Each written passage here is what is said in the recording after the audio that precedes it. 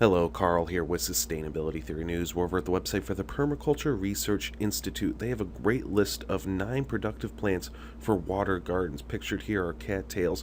They can be grown in a variety of environments, including cold climates. Some of these, though, won't work in cold climates and are more tropical plants. The Lotus is one of them. It is edible in almost all its parts. It can be grown somewhat annually in colder climates.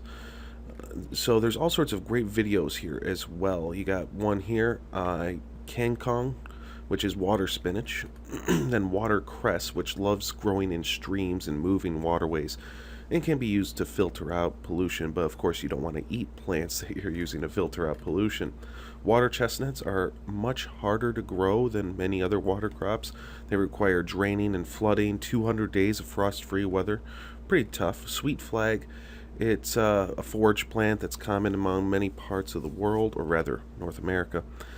And then you have lotus flowers, we mentioned that already, cattails, and of course I will link to this page in the description so you can go look at these helpful guides and videos if you are interested in growing more of these plants. Cattails can be made into many different foods. I believe the roots can be pounded into a flour, as well as the pollen can be used as a flour substitute.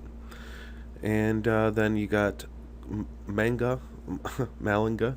I can't pronounce that. It's basically like a root plant, like a cassava, and it's more of a tropical plant. Duck potatoes, grown in all sorts of climates all over North America. Nice little tubers there. And lastly, wild rice. There's annual and perennial varieties, so if you want to do permaculture, pick the perennial varieties, although some of the annuals would probably self-seed as well. Harvesting wild rice is pretty easy if you have a stick in a box. Basically just beat the rice grain head over a box and the rice comes popping out, and you have to separate the seed from the chaff.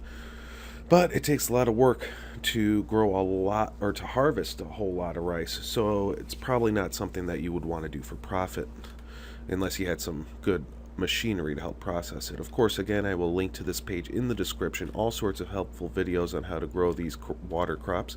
And if you'd like to see more news headlines like this, subscribe to my channel. Have a great day.